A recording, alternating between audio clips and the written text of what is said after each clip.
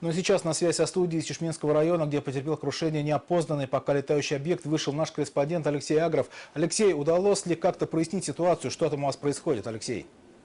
Да, Сергей, здравствуйте. Сейчас мы констатацию факта ведем такую, что вся территория лесного массива, где вот произошло нечто непонятное, оцеплена милицией и военными. Можно сказать, что периодически отсюда слышны какие-то непонятные звуки. Крушение объекта произошло, по предварительным данным, около 8 часов вечера. Сейчас мы располагаем видео этого происшествия. Это любительские кадры, снятые на мобильный телефон. Дело в том, что свидетелями катастрофы стали многие местные жители. Один из них сейчас находится рядом со мной, его зовут Сергей. Сергей, скажите, пожалуйста, что увидели вот сегодня? Я видел, вот там что-то летело, причем это не было похоже ни на самолет, ни на вертолет. Сначала я подумал, может это что-то такое непонятное, а на самом деле потом произошла вспышка, меня ослепило, потом я услышал грохот, и оно упало вон туда, за те леса. Все-таки на что это было похоже больше?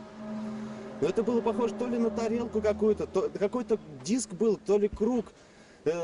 Изображение как-то смазалось перед глазами, не было четко и ясно, что это такое. Как мы видим по кадрам, которые есть у нас, то есть на том видео, объект не похож на земное происхождение, скажем так. К обломкам нас не подпускают. Было очень сложно, на самом деле, пробраться сюда. Лесной массив оцеплен специальными военными подразделениями. Такое внимание, в общем-то, подтверждает то, что здесь произошло нечто необъяснимое. Чуть ранее поступала информация, опять же, от местных жителей, что в этом лесном массиве обнаружили тело. Сказать, что это человек, ну, наверное, все-таки нельзя. Давайте посмотрим это видео. Офигеть, смотри, что это такое?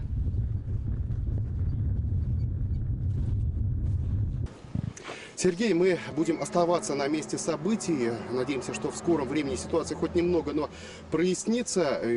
Сейчас мне подсказывают, что что-то за моей спиной начинает происходить. Здесь происходит...